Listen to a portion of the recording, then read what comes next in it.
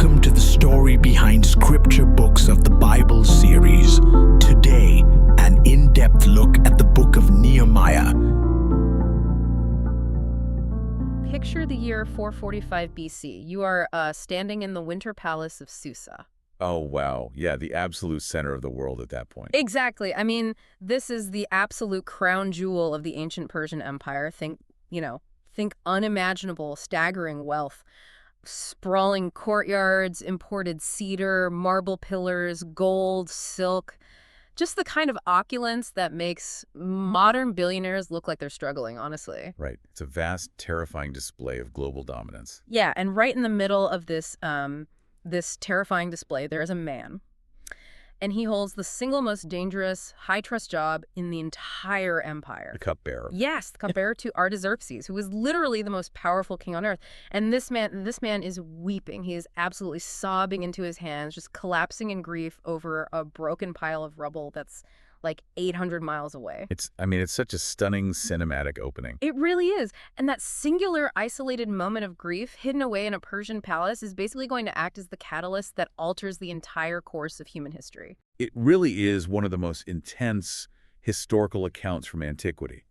Because, when you read the book of Nehemiah, you aren't just reading a dusty ancient ledger. You're reading a diary of survival. Yeah, absolutely. So welcome to the deep dive. If you're listening to this, you've probably heard the name Nehemiah before. Maybe you skimmed the book and thought, okay, ancient construction log, a bunch of bricks, some mortar, a list of unpronounceable names. Which is how a lot of people treat it, unfortunately. Totally. But today we're going to completely dismantle that idea. We are taking you on this documentary-style exploration of what is arguably the most brilliant historical handbook on faithful leadership under extreme, unrelenting pressure. Yeah, it's really a masterclass. Right. I mean, we are talking about espionage, complex ancient economic collapses, assassination plots, and a spiritual revival that literally shifts the tectonic plates of the ancient Near East. Because what we are unpacking today is the anatomy of a restoration. This text shows us the raw, unfiltered reality of trying to rebuild a broken society. Yeah, it doesn't sugarcoat anything. Not at all. It blends this intense, almost desperate reliance on divine providence with hyper-strategic, gritty human action. And as we'll see, the physical wall that you're bleeding and dying to build is ultimately pointing toward a much larger divine architecture. Okay, so let's put ourselves in Nehemiah's shoes. It's the month of Kislev, so right around November or December in our modern calendar. He's serving King Artaxerxes I, and his brother, Hanani, arrives from Judah with a delegation. Right, and he's probably expecting some decent news. Exactly, because the Jewish exiles have been returning to Jerusalem in waves for nearly a century at this point. He probably expects a decent update. But the report Hanani gives is a total gut punch. Oh, it's devastation. He tells Nehemiah, and I quote, "The remnant there in the province who had survived the exile is in great trouble and shame. The wall of Jerusalem is broken down, and its gates are destroyed by fire." And to really understand the weight of that news, we have to look at the geopolitical reality of the Persian Empire at that exact moment. Right, because it's not just a broken fence. Exactly. The initial return of the Jewish exiles happened way back in 536 BC under Cyrus the Great. Right. And they had actually managed to rebuild the temple by 516 BC. Okay. But for almost an entire century after that, the city itself had no defensive walls. And in the ancient world, a city without walls was an oxymoron. It wasn't even a city. It was just a target. Because without walls, you have, what, no economy? No economy, no security, no civic life at all. You were utterly vulnerable to any regional warlord or like a raiding party that just wanted your resources. It was an open, bleeding wound. But wait, help me understand this, because it's always confused me. They've been back for almost 100 years. Why didn't they just build a wall? Were they just lazy? Because it seems like Security 101. You build a temple, you build a wall to protect it, right? You'd think so, but it wasn't for lack of desire. It was actually blocked by imperial bureaucracy. Oh, really? Yeah. If you look at the historical records in the book of Ezra, previous attempts to rebuild the walls of Jerusalem had actually been forcibly halted by this very same king, Artaxerxes. Wait, Artaxerxes himself stopped it? Yes. The surrounding regional governors basically sent a letter to the king saying, hey, Jerusalem has a history of rebellion. If you let them build a wall, they're going to stop paying taxes and you'll lose a foothold in the region. Ah, so it was a political hit job. Exactly. So Artaxerxes issued a strict decree to stop the building. And by Persian law, the king's decrees were virtually irreversible. Oh, wow. So Hanani isn't just saying the wall is broken. He's saying the city is dying, we are defenseless, and the law of the empire guarantees we will stay that way forever. Precisely. It's a hopeless situation. So the news is politically and physically crushing. And Nehemiah's reaction to this is so fascinating because it completely defies the typical, action hero trope. Right. He doesn't just grab a weapon. No. If this were a movie, this is the part where he grabs his sword, rallies a rogue militia, and marches on the city. But he doesn't. He sits down, he weeps, he fasts, and he prays. And he does it for a long time. Yeah, he doesn't just do this for a weekend retreat. He does it for 4 solid months. 4 agonizing months of waiting. I mean, from Kislev all the way to the month of Nisan, which puts us in March or April. That is a long time to just sit in your grief. It is. But if we look closely at the anatomy of his prayer, which is recorded in chapter 1, verses 5 through 11, it is just a masterclass in theological grounding. How so? Well, he doesn't panic. He doesn't even start with a problem, actually. He starts by anchoring himself to the character of God. He says, "O Lord God of heaven, the great and awesome God who keeps covenant and steadfast love." Ah, so he reminds himself of who he is talking to before he talks about the rubble. Exactly. And then he pivots to confession. Yeah, and that got my attention too, because he doesn't point fingers. I mean, he's 800 miles away, living in a luxury palace. He could easily say, "Lord, look at those failures back in Jerusalem. Look at how they messed up." Right. It'd be so easy to distance himself from them. But instead, he says, "We have sinned against you. Even I and my father's house have sinned." He fundamentally identifies with the brokenness of his community. And I think true leadership requires taking on the weight of the corporate failure, even if you weren't the one holding the hammer that broke the wall, That's a great way to put it. And after he owns the failure, he boldly quotes God's own promises back to him. He reminds God of the covenant made with Moses, that if the people return, God will gather them from the uttermost parts of the heavens. So he's laying this massive theological foundation. Right, and only then, at the very end of this long process, does he ask for something specific. He asks for success before this man. This man, I love that phrasing so much. He is talking about King Artaxerxes, the supreme monarch who could have him executed with a flick of his wrist. Yeah, literally the most powerful man alive. But by the time Nehemiah is done praying to the God of heaven for 4 months, the most powerful human on earth has been shrunk down to just this man. It's incredible perspective. The 4 months of fasting and reorienting his perspective is really what allows him to survive the terror of what happens next. Because what happens next is arguably one of the most tense, high-stakes conversations in ancient history. So let's talk about the cupbearer role. Yeah, we need to clarify that. Because it sounds like a glorified butler, right? But it's actually a massive national security position. It absolutely is. Yeah. You are the king's final line of defense against assassination. You literally taste the wine to see if it's poisoned. Which means you enjoy the king's ultimate confidence. Right. But the massive, terrifying catch is that your demeanor in the king's presence is strictly regulated. Because you can't just have a bad day at work. No, not at all. Yeah. In the ancient Persian court, the king was viewed as the source of all life and prosperity. To look sad in the king's presence was actually an insult to his majesty. It was a potentially fatal offense. Just for looking sad. Yeah. Because if you look miserable, the immediate assumption is either you are deeply dissatisfied with the sovereign's rule, or, far worse, you are harboring a treasonous secret. Like maybe you know the wine is poisoned because you poisoned it and you're sweating out your guilt in front of him. Exactly. So Nehemiah explicitly notes in the text, "Now I had not been sad in his presence." He's kept the mask on for 4 months. But on this specific day in Nisan, the grief finally breaches the dam. He serves the wine, and Artaxerxes notices. The mask slips. Right. The king says, "Why is your face sad, seeing you are not sick? This is nothing but sadness of heart." And Nehemiah writes, "Then I was very much afraid," which is probably the understatement of the century. I would say so. His life is hanging by a thread here. He is one wrong syllable away from execution. And he has to answer so carefully. Yeah, he says, "Let the king live forever." Gotta throw that in there. Why should not my face be sad when the city, the place of my father's graves, lies in ruins and its gates have been destroyed by fire? It's brilliant because he appeals to the ancient reverence for ancestors, not the political state of Judah. Right. And then the king asks the ultimate question, what are you requesting? This is the hinge point of the entire narrative. The king has just offered a blank check, and we get one of the most remarkable verses in the entire book. Nehemiah 2.4 says, "So I prayed to the God of heaven." It's the ultimate arrow prayer. Yes. Think about this for a second if you're listening. Think about being put on the spot in the highest stakes meeting of your life. Maybe the board of directors turns to you, or your biggest client asks a question that will make or break your company. Right. The pressure is immense. And in that microscopic fraction of a second, before your vocal cords even engage, you throw up a silent, instantaneous plea for wisdom. It demonstrates that his prayer life wasn't just confined to those formal 4-month fasting periods. It was an open, continuous channel. That's a great point. The 4 months of preparation purchased the clarity he needed for that one split-second arrow prayer. The deep roots basically supported the sudden fruit. I love that. And the ask he makes is just staggering in its audacity. He doesn't just ask for, some time off to go mourn.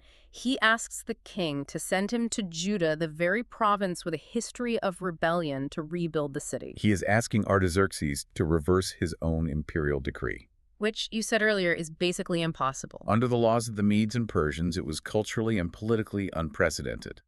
Decrees were viewed as infallible. To reverse one was to admit the king was wrong. Artaxerxes just asks how long the journey will take, and he grants the request. It's a miracle. It really is. And Nehemiah goes all out. He asks for letters of safe passage for the governors of the Trans-Euphrates region.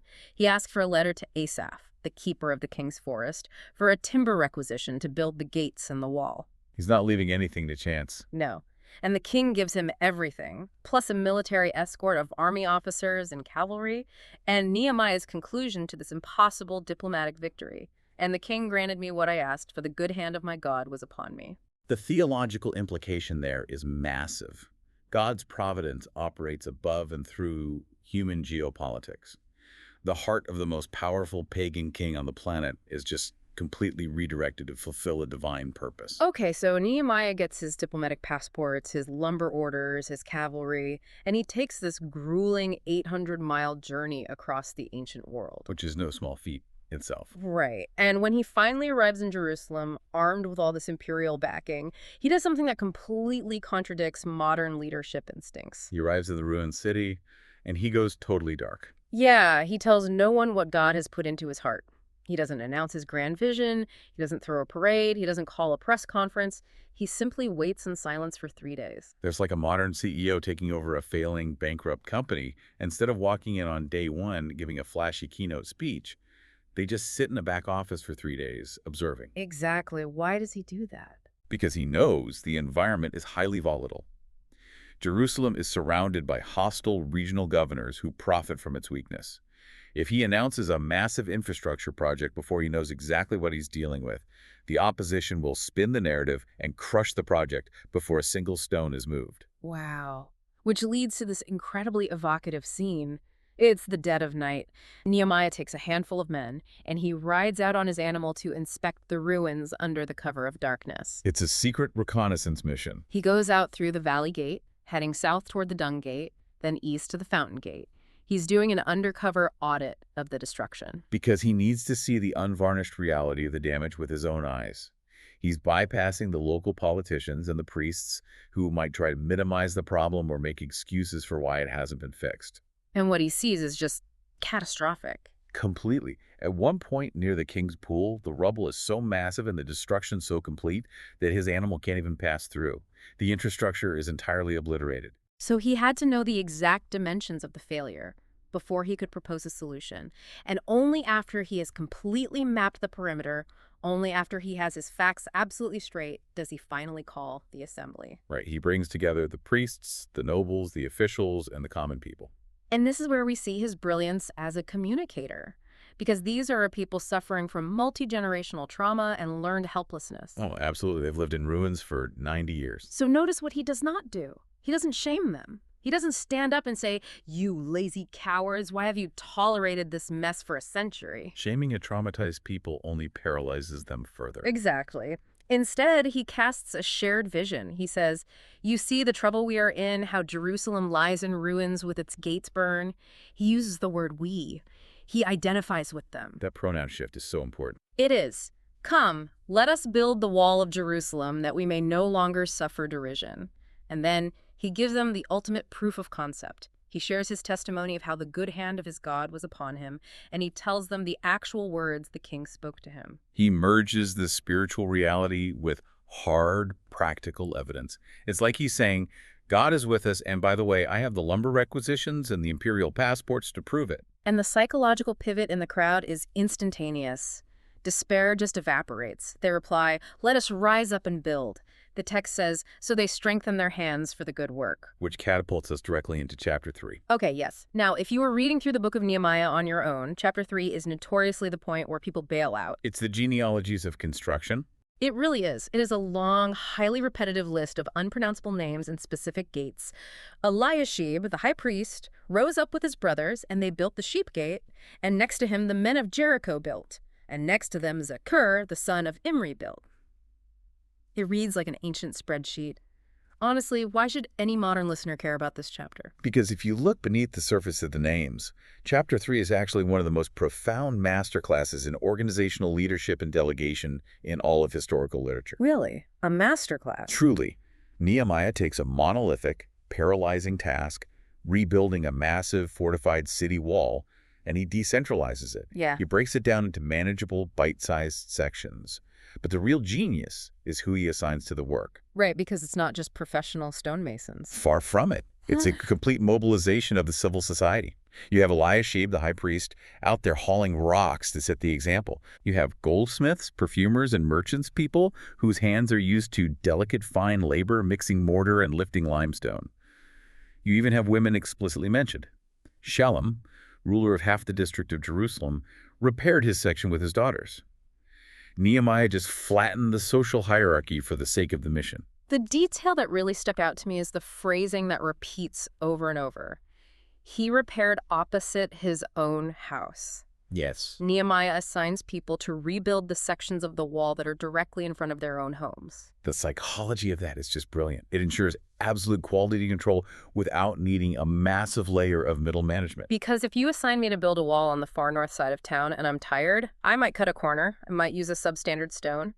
But if I am building the specific section of the wall that stands between an invading army and my own living room, Right. my own children's bedroom, you better believe I am building that wall 5 feet thick, and I am double-checking every single joint. He gave them a deeply personal vested stake in the security of the whole. It merges personal survival with the public good. If your section fails, the city falls, but your family dies first. It created a massive self-policing accountability structure. That is so smart. It is, though the text does give a realistic caveat.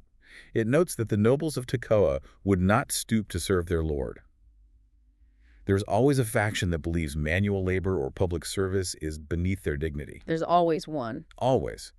But the vast majority of the community threw themselves into the work. But of course, the moment you start doing something significant, the pushback begins. And the opposition they face isn't just a minor annoyance, they are completely surrounded. Let's look at the geopolitical map again for a second. It's important context. Yeah, because to the north, you have Sanballat the Horonite, the governor of Samaria. To the east, Tobiah the Ammonite official. To the south, Geshem the Arab. These are powerful, entrenched regional warlords. A weak, unfortified Jerusalem was great for their bottom line. It meant they controlled the trade routes and the local economy. So they don't want a wall. Not at all. The moment Jerusalem fortifies, the balance of power in the Levant shifts. So they launch a coordinated campaign to crush the project. And it starts with psychological warfare. Mockery. Sanballat stands in front of his army and mocks the Jews. What are these feeble Jews doing? Yeah. Will they restore it for themselves? Will they sacrifice? Will they finish up in a day? Will they revive the stones out of the heaps of rubbish and burned ones at that? It's designed to hit their deepest insecurities. Yeah. You are weak. You are building with trash. Your project is a joke. And Tobiah chimes in with this devastatingly cruel punchline. Yes, what they are building, if a fox goes up on it, he will break down their stone wall. It's such a specific insult. Right, because a fox is a light, agile animal. Tobiah is saying their masonry is so pathetic that a 20-pound animal trotting across it will cause a catastrophic structural collapse. Which had to hurt, considering they were putting everything they had into it. Now, human instinct when you are publicly mocked like that is to drop your tools, walk over, and get into a screaming match. Well, absolutely. But Nehemiah ignores them completely. He doesn't debate them. He turns vertical. He prays. Hear, O our God, for we are despised. Turn back their taunt on their own heads. And then he just keeps building. The text says the wall was joined together to half its height, for the people had a mind to work. So, when the enemy sees that mockery isn't stopping the progress, the threat escalates from psychological warfare to a physical military conspiracy. Which is terrifying. Sanballat, Tobiah, the Arabs, the Ammonites, and the Ashdodites all plot together to come and fight against Jerusalem and to cause confusion.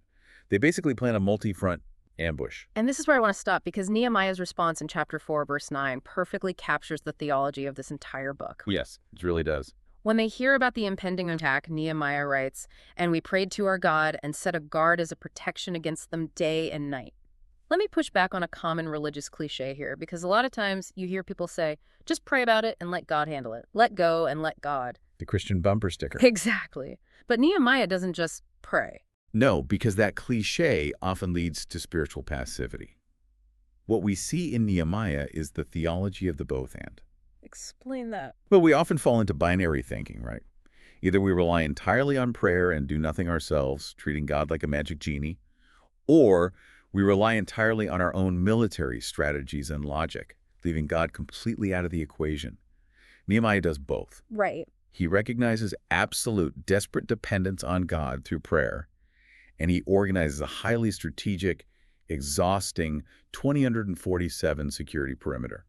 Faith does not exempt God's people from diligent, hypervigilant effort. Pray to God and set a guard. It's profound, and the visual reality of how they operated from that point forward is just wild. It really is. Nehemiah splits his workforce. Half the men are working on the wall, and the other half are standing behind them holding spears, shields, bows, and armor.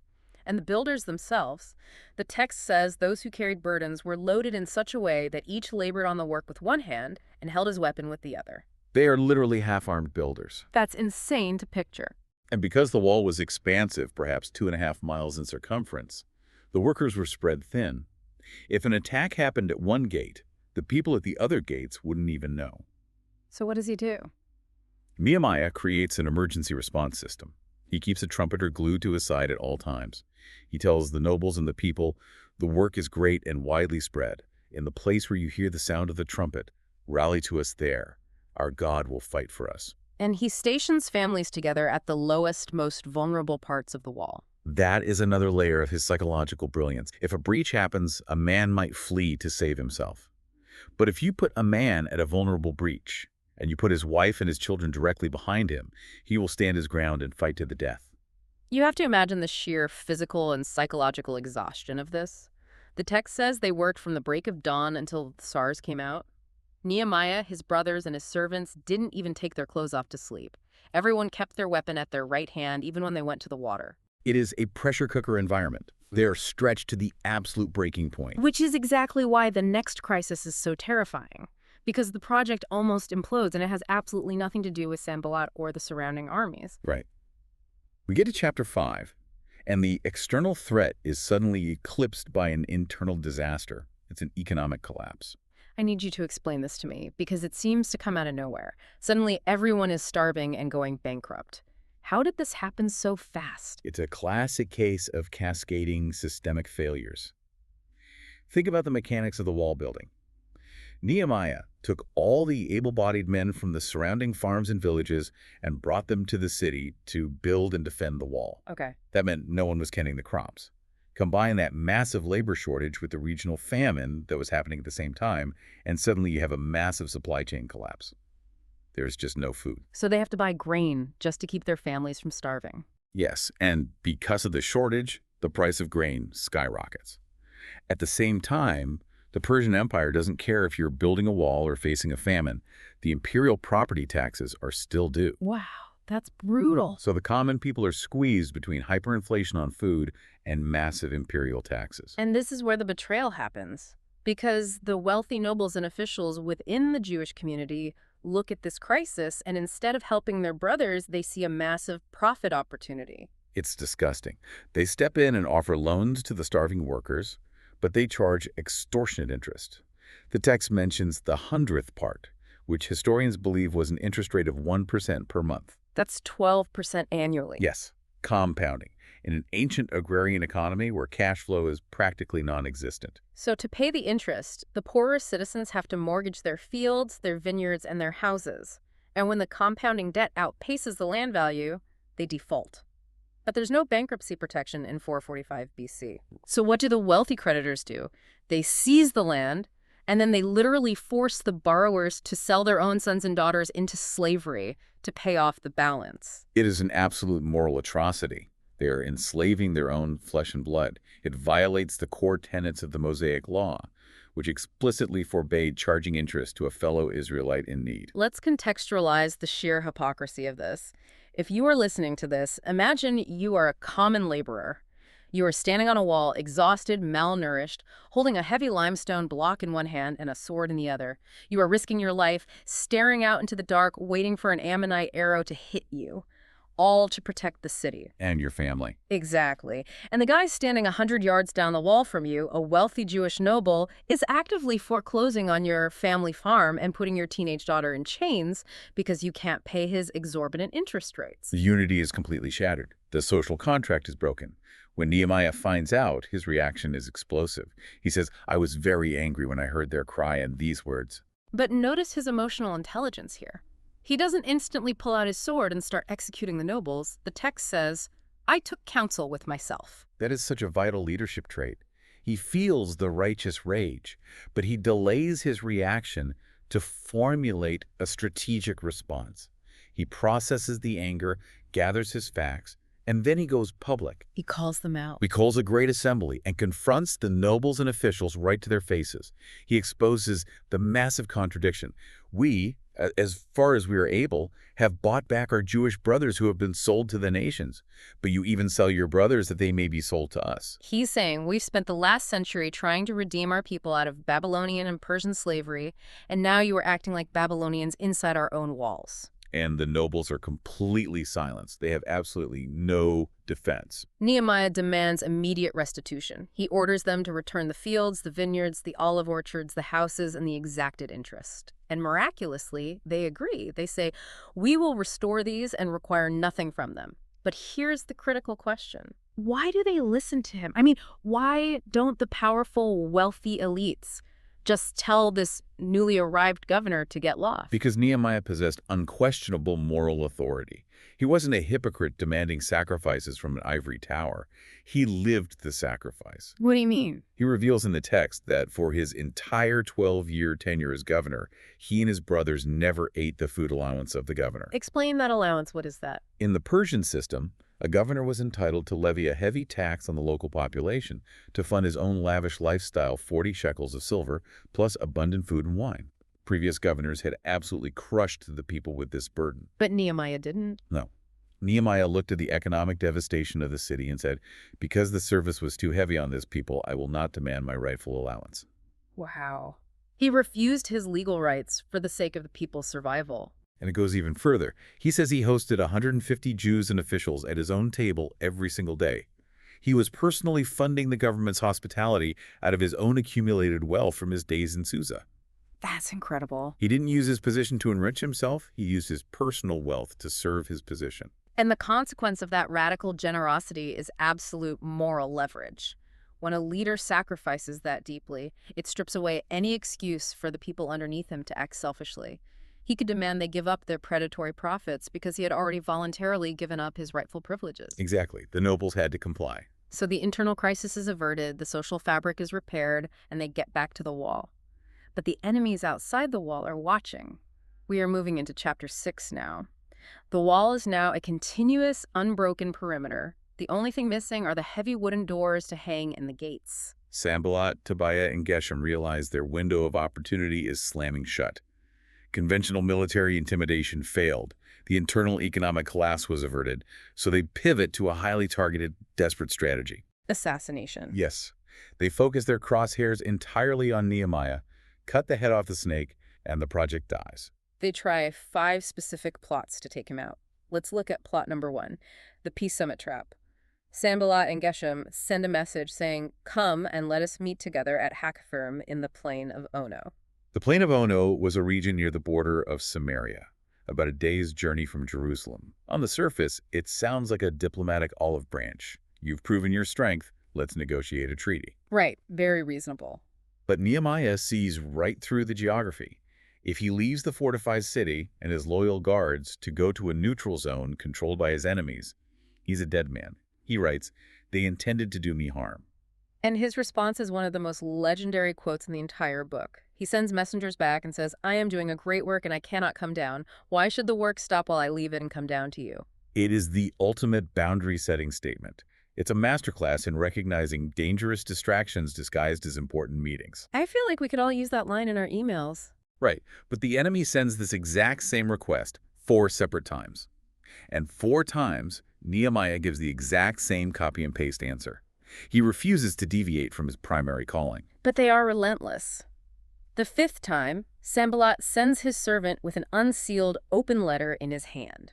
Now, why does it matter that the letter is unsealed? In the ancient Near East, confidential diplomatic correspondence was rolled up and sealed with clay and a signet ring to ensure only the recipient read it. So sending an open letter. Sending an open letter meant the contents were designed to be read by everyone who handled it along the journey. It was ancient tabloid journalism. It was a calculated leak designed to start a rumor mill. And the rumor is explosive. The letter claims it's common knowledge among the nations that Nehemiah is only building the wall so he can rebel against the Persian king. It claims he has hired prophets to proclaim him the new king of Judah in Jerusalem. Which is high treason. Exactly. And Sanballat ends the letter with pure blackmail. And now the king will hear of these reports, so now come and let us take counsel together. The subtext is, "Meet with us on our terms, or we will forward this treasonous rumor to Artaxerxes, and he will send the Persian army to annihilate you." It's an attempt to use terror to force a mistake. If Nehemiah panics, he might agree to the meeting. But Nehemiah just calls the bluff. He doesn't write a long defense. He replies, "No such things as you say have been done, for you are inventing them out of your own mind." He exposes the lie, and then he prays again, "Now, O God, strengthen my hands." The sneakiest, most insidious plot is the final one, because it actually comes from inside his own camp. This one is crazy. Nehemiah goes to visit a man named Shemaiah, who is apparently a prophet and someone Nehemiah trusts. Shemaiah has locked himself in his house, and he tells Nehemiah, "Let us meet together in the house of God, within the temple. Let us close the doors of the temple, for they are coming to kill you. They are coming to kill you by night." So, your life is in danger, let's go hide in the sanctuary. It sounds like a friend trying to save him. It does, but it is a catastrophic trap. Nehemiah is a political governor, but he's a layman. He is from the tribe of Judah, not the tribe of Levi. Under the strict laws of the Mosaic covenant, it was a severe violation, a desecration, punishable by death. Actually, for a layman to enter the holy place of the temple, only the priest could go in.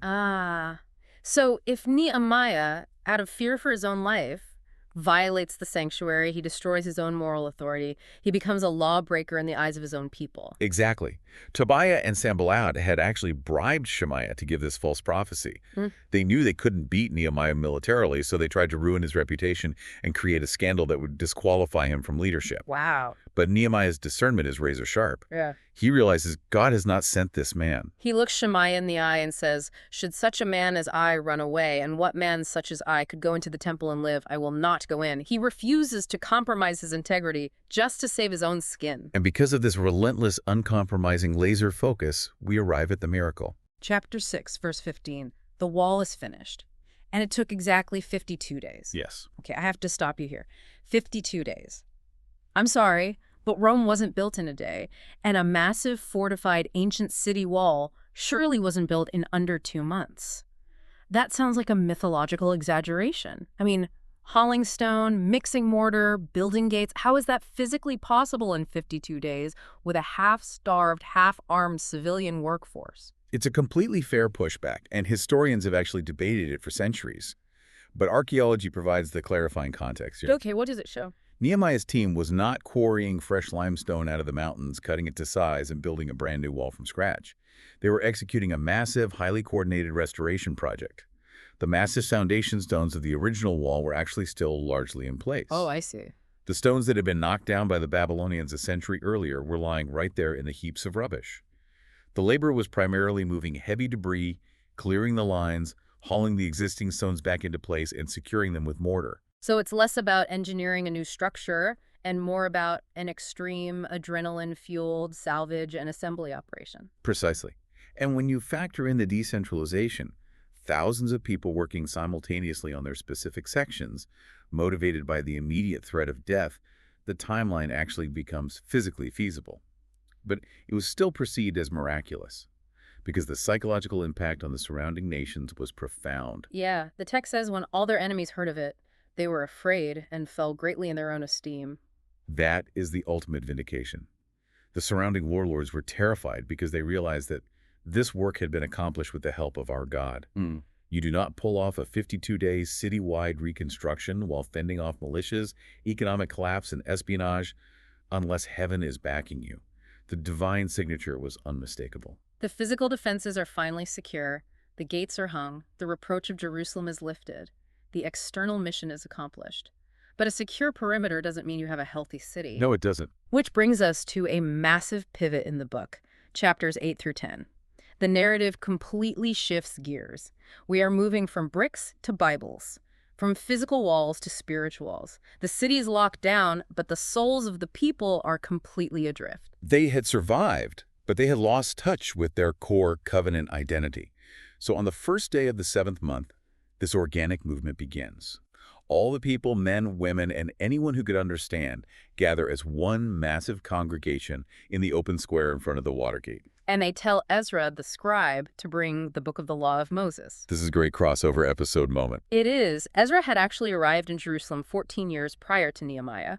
He was a priest and a brilliant teacher of the law. And the people build this large, raised, wooden platform specifically for this occasion. Ezra stands up there above the crowd, and he opens the scroll. And he doesn't just do a quick 10-minute devotional thought for the day. He reads from the scroll from early morning until midday. That's 5 or 6 hours of continuous scripture reading. And the physical posture of the people is incredible. Yeah. When Ezra opens the book, the entire crowd stands up out of reverence for the word of God. And they stand for the entire morning. But it wasn't just a reading. The text details how 13 Levites circulated among the massive crowd to help the people understand. They gave the sense so that the people understood the reading. Because many of the common people had likely lost their fluency in the ancient classical Hebrew of the Torah during the exile, right? Exactly, they were speaking Aramaic. So the Levites are essentially translating and doing real-time theological exposition. It is the earliest recorded instance of expository preaching. But the reaction from the crowd isn't just intellectual head nodding, it's visceral. The people start weeping. A massive corporate mourning breaks out. Why? Because the law of God operates like a mirror. For the first time in generations, these people are hearing the pure, unadulterated standard of God's holiness and his covenant requirements. And as they look into that mirror, they suddenly realize how incredibly far they and their ancestors have deviated from it. It's terrifying. They are confronted with their own spiritual bankruptcy. The weeping is the realization that they have broken the very laws that caused the exile in the first place. They realize the physical wall won't save them from divine judgment. But Nehemiah, Ezra, and the Levites step in, and they actually halt the weeping. They tell the people, "This day is holy to the Lord your God. Do not mourn or weep. Go your way. Eat the fat and drink sweet wine and send portions to anyone who has nothing ready." And then Nehemiah delivers one of the most famous, heavily quoted lines in all of Scripture, Nehemiah 8:10. Do not be grieved, for the joy of the Lord is your strength. And we really need to unpack that phrase because modern culture has turned it into a bumper sticker or a coffee mug slogan. It really has. Right, we treat it like a generic pick-me-up for a stressful Monday. Just smile, the joy of the Lord is your strength. But what does it actually mean in this heavy, post-exilic context? In this context, it is a profound theological declaration about the nature of God's grace. The people are weeping over their sin, which is the correct initial response to the law. But God's ultimate desire for his people, once they have repented, is not perpetual guilt, mourning, and self-flagellation. It's restorative. Yes, it is restorative, scripture-fueled joy. Nehemiah is telling them, your strength to move forward and be a light to the nations isn't going to come from the newly built limestone walls. It isn't going to come from your military prowess. Your true defense, your true resilience, comes from the joy of knowing you are restored to a right covenant relationship with a forgiving God. The guilt was real, but the grace is greater. Exactly. Celebrate it. And they take that instruction to heart immediately. The next day, the leaders of the families gather with Ezra to study the law some more, and they discover a commandment in Leviticus that they had largely neglected for centuries: the Feast of Tabernacles. also known as the Feast of Booths. This was an ancient week-long festival commanded by God where the Israelites were supposed to live in temporary shelters made of branches and leafy trees. To remember the wilderness wandering, right. Right. It was designed to force them to remember how God provided for them in the fragile, temporary tents of the wilderness, wandering after he delivered them from Egypt. So they actually do it. They go out to the hills, gather olive branches, myrtle, and palm branches, and they build these little temporary booths on their roofs, in their courtyards, and in the squares. The text says they hadn't celebrated it like this since the days of Joshua, and there was very great rejoicing. It's a total physical immersion into the history of God's faithfulness. Which naturally leads them into chapter 9. This chapter contains a sweeping, breathtaking historical prayer led by the Levites. It is one of the longest prayers in the Bible. It recounts the entire overarching narrative of Israel, from the creation of the cosmos to the calling of Abraham, the miracles of the Exodus, the provision at Mount Sinai, the conquest of Canaan, the rebellion of the judges, all the way to their current subservient state in the Persian Empire. And the rhythm of the prayer is identical over and over again. God is shockingly merciful and provident, providing water, manna, and deliverance. And humans are stubbornly rebellious, turning their backs on him the moment they feel secure. But the prayer isn't just an exercise in history. It leads to a decisive action in chapter 10. They transition from remembering the past to securing the future. They write it down. Yes, they engage in a formal covenant renewal. Right. They don't just make vague emotional promises to do better next year. They write down a specific, binding legal document, and 84 leaders, including Nehemiah the governor, seal it with their names. If you look at this list, it's a lot like when you sit down at a title company to sign a mortgage. You are binding yourself to strict terms. They commit to 3 very practical, measurable changes. First, they swear they will stop intermarrying with the pagan nations surrounding them, which was the primary way idolatry infected the culture. Second, they swear they will honor the Sabbath day. They will stop buying and selling merchandise on the 7th day, breaking the cycle of constant commerce to trust God. And third, they commit to financially supporting the temple, the priests, and the Levites with their tithes and firstfruits. They literally write, "We will not neglect the house of our God." It is the absolute high watermark of spiritual renewal in the post-exilic era. The physical walls are rebuilt and dedicated. The people are joyful and united. The ancient covenant is signed and sealed. Order is restored. You expect the music to swell, the camera to pan out over a beautiful sunset, and the credits to roll. It's a perfect Hollywood ending. But Nehemiah doesn't end there. And honestly, it would be a lot more comfortable if it did. But the Bible is relentless in its honesty about human nature. Which brings us to the final, sobering reality of chapter 13. Yeah, this part is tough. After serving 12 highly successful years as governor in Jerusalem, Nehemiah keeps his original promise to King Artaxerxes and returns to the Persian court in Susa. He's gone for an unspecified amount of time. Eventually, he secures permission to return to Jerusalem for a second term.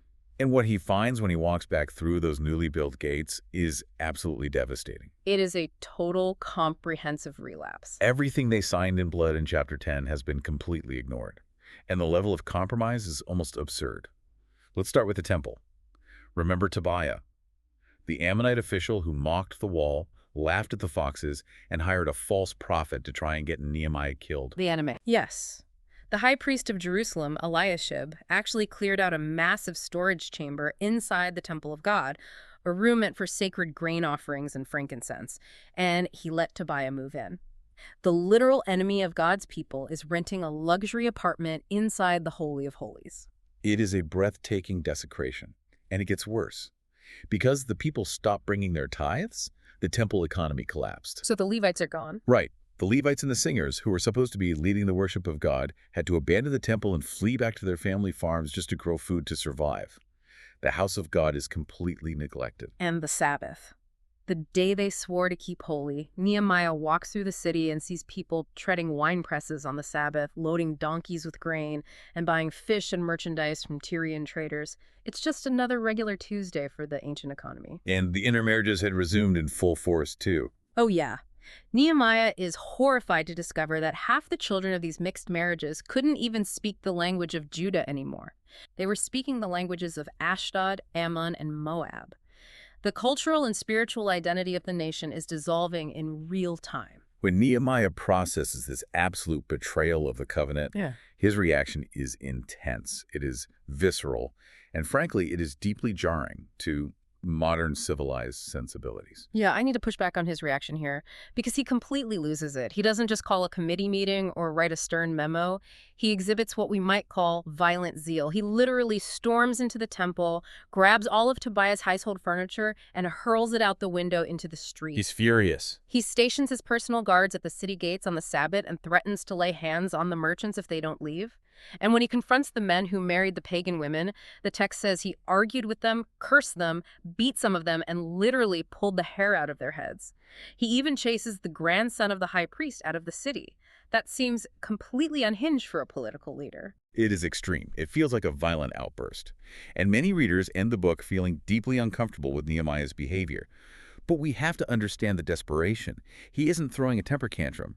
He is watching the spiritual suicide of his nation. That's a good point. He knows that these exact compromises, idolatry, Sabbath-breaking, greed, are the precise reasons the Babylonians burned the city a century earlier. He is violently trying to pull them back from the edge of another Holocaust.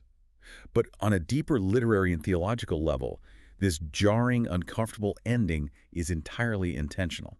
Explain that. Why end the book on such a sour, unresolved note? Because it underscores the most profound theological truth of the Old Testament. In this fallen age, human reformation is never finished. Human nature is fundamentally like a leaky bucket. It constantly, inevitably, and gravitationally drifts toward compromise, entropy, and sin. Think about it. These people had a miraculous deliverance. They had a genius, perfectly integral leader. They heard the pure word of God. They wept in repentance. They signed a legal covenant. And yet, the moment the strong leader left the room, they reverted to their basest instincts. It proves that you cannot just build a massive physical wall of limestone to keep the sin out. Because the problem isn't just out there with Sanballat and Tobiah. The problem is inside the walls. It's inside the human heart. Exactly. Nehemiah did absolutely everything a human leader could possibly do. He prayed, he planned, he fought, he led by moral example, he sacrificed his wealth, he enforced the law. But chapter 13 proves that human effort, human structures, and human laws, no matter how zealous or faithful, cannot permanently cure the disease of the soul. Which is the perfect transition, because we have to zoom out now. If you're listening to this, you might be thinking, okay, this is a fascinating ancient tragedy, but how does this connect to the bigger picture of the Bible? The book of Nehemiah isn't just an isolated leadership manual. It is a massive, glowing neon sign pointing toward a future ultimate builder. Let's connect the dots to the Christ typology through line. The parallels between Nehemiah and Jesus Christ are incredibly striking when you step back and look at the trajectory of their missions. Let's hear them. Think about where Nehemiah starts. He is in the absolute glory, comfort, and security of the king's palace in Susa. But he voluntarily chooses to leave that glory. He takes on a dangerous mission to identify with his broken, suffering, impoverished people in a ruined city. That sounds exactly like the theology of the incarnation. It echoes what the Apostle Paul writes centuries later in Philippians 2, that Christ, though he was in the form of God, did not count equality with God a thing to be grasped, but emptied himself, taking the form of a servant. Precisely. Nehemiah pays his own way, refusing to burden the people, just as Christ pays the ultimate price himself. Nehemiah intercedes for his people with intense weeping and prayer, just as Christ intercedes for his church. And the cleansing of the temple? Yes. Nehemiah directly confronts the hypocritical religious elites and the enemies of God, cleansing the temple of Tobiah's furniture, just as Jesus cleanses the temple of the money changers. And fundamentally, Nehemiah is a builder who restores what was broken. And the wall itself is a massive typological image. The physical wall protected the remnant of God's people from the hostile spiritual and physical enemies surrounding them. It is a stunning physical foreshadowing of the promise Jesus makes in Matthew 16:18 when he declares, "I will build my church and the gates of hell shall not prevail against it." The echoes are woven throughout the entire narrative. Consider the Watergate revival in chapter 8. Ezra reads the word, and the people celebrate the Feast of Tabernacles. This feast was all about remembering God dwelling, or tabernacling, with his people in the wilderness. Well, during the time of Jesus, that specific feast involved rituals of priests pouring out water drawn from the pool of Siloam. And it is during that exact same Feast of Tabernacles, centuries after Nehemiah, that Jesus stands up in the temple courts in Jerusalem and cries out loud. In John 7:37-38, he says, "If anyone thirsts, let him come to me and drink. Whoever believes in me, as the scripture has said, out of his heart will flow rivers of living water. So he is standing in the very city Nehemiah rebuilt, at the very festival Nehemiah restored, declaring himself to be the ultimate living fulfillment of what Nehemiah's community was so desperately trying to recapture. The physical water gate is replaced by the living water. It's beautiful. And we cannot leave the book of Nehemiah without discussing what is arguably the most mind-blowing prophetic and mathematical anchor in all of Scripture. Right. Let's get into the math, because Nehemiah 2.1 gives us a very specific, undeniable historical date. In the month of Nisan, in the 20th year of King Artaxerxes. Historical records absolutely confirm this date as 445 BC. Why does this specific timestamp matter so much? Because it is the starting gun for the most precise messianic prophecy in the Bible, the 70 weeks of Daniel, found in Daniel chapter 9. Okay, lay it out for us. Years earlier, while in exile, the prophet Daniel was visited by the angel Gabriel. Gabriel gave Daniel a mathematical timeline for when the Messiah, the anointed prince, would arrive to atone for sin.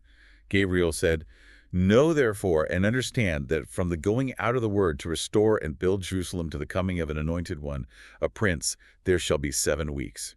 Then for 62 weeks it shall be built again with squares and moat, but in the troubled time." Okay, I need you to break down this math for me and for the listener, because weeks in prophecy can be super confusing. In ancient Hebrew prophetic literature, a week, or a heptad, refers to a period of 7 years, not 7 days. Okay, so 7 years per week. Right. So 7 weeks plus 62 weeks equals 69 weeks of years. 69 multiplied by 7 gives you 483 years. Gabriel is saying that from the exact moment the official decree is given to restore and rebuild the physical city of Jerusalem, the prophetic clock starts ticking.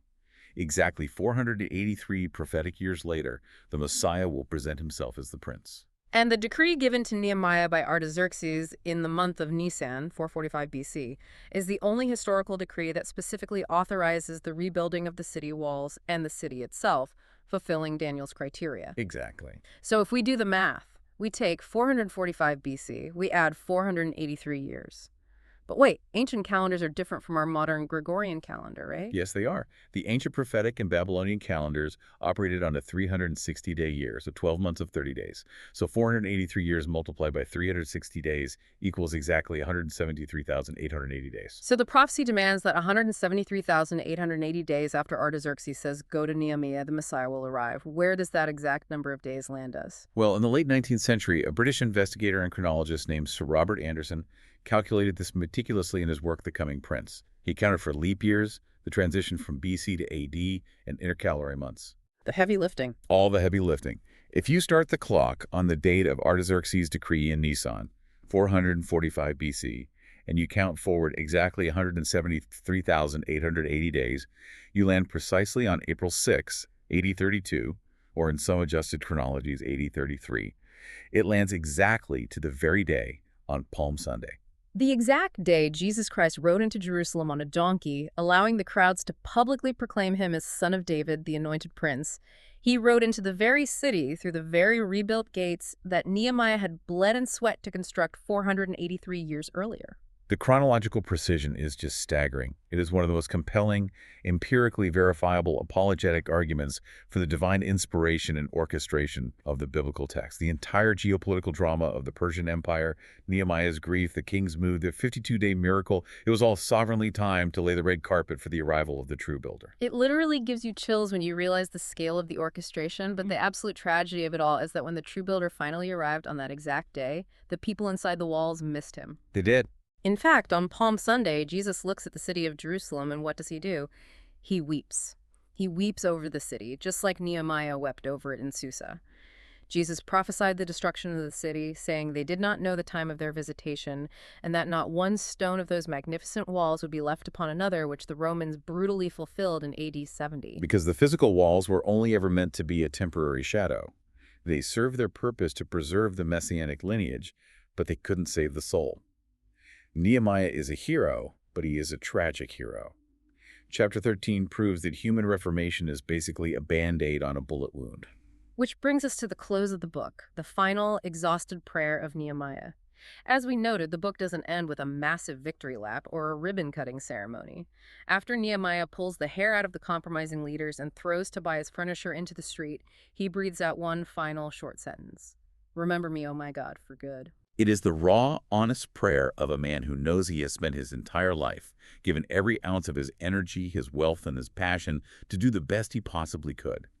But he also realizes that his absolute best isn't enough to secure permanent salvation for his people. The entropy is just too strong. So he leaves his legacy and his people entirely in the hands of God's mercy. And with the close of Nehemiah's diary and the prophecy of Malachi shortly after, a heavy, silent curtain falls on the Old Testament. The timeline goes dark. For 400 years, there is prophetic silence. No new scripture is written.